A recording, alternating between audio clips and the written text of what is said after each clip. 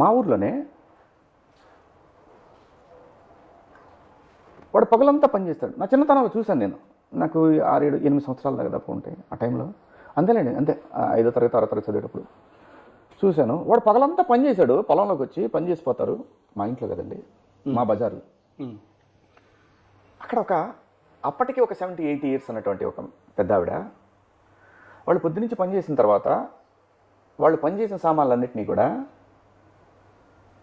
ఒక మంట వేసి దాంట్లో కాల్చి కడిగి, దాంట్లో లోపల మంట చెత్తతోటి మంట వేసి దాన్ని శుద్ధి చేసి, నాకు ఆ మహిళ అన్నప్పుడు అది గుర్తొచ్చింది. నాకు అది ఉంది, గతంలో ఉంది. అది ముట్టుకుంటే మహిళ ఏంట్రా బాబు. వాడు పొద్దున్నుంచి మన పనే చేశాడు వచ్చి ఇక్కడ. సో అవి నిజమే జరిగినాయి. కానీ ఇప్పుడు ఎన్ని సంవత్సరాలు ఏమిటది జరిగి మీకు? ఇప్పుడు మీరు చెప్పి 35-40 ఇయర్స్, 35-40 ఇయర్స్ ఇంకా ఎక్కువ ఉండొచ్చు, అంటే 35. ఇన్ఫ్యాక్ట్ 35-40 ఇయర్స్ తర్వాత విలేజెస్లో ఎంతో కొంత తగ్గింది. బట్ లేదు అనలేము, లేదు అనలేము. అంటే బయటికి ఇక ఈ మంట వేయటాలు, మహిళ ఉంది అని అంటాలు ఈ లేకపోవచ్చు, కానీ ఆ చిన్న డిఫరెన్స్ అయితే ఉంది.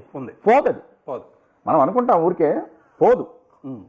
బట్ మనం ఇంత పెద్ద టెక్నాలజీ యుగంలో కూడా మనం పొలిటికల్ స్టేజెస్ మీద కూడా మంచి మీద చూస్తూనే ఉంటాం. ఆ రిజర్వేషన్లో గెలిచిన ఎమ్మెల్యేల పరిస్థితి, వాళ్ళ పరిస్థితి కూడా గమనిస్తూనే ఉంటాం, రాస్తూ ఉంటారు మీరంతా మీడియాలో కూడా. విచ్ ఈస్ ట్రూ, ఉంది. అది ఎన్ని యుగాలకు పోద్దో తెలియదు, ఎన్ని డికెట్స్కి పోద్దో తెలియదు.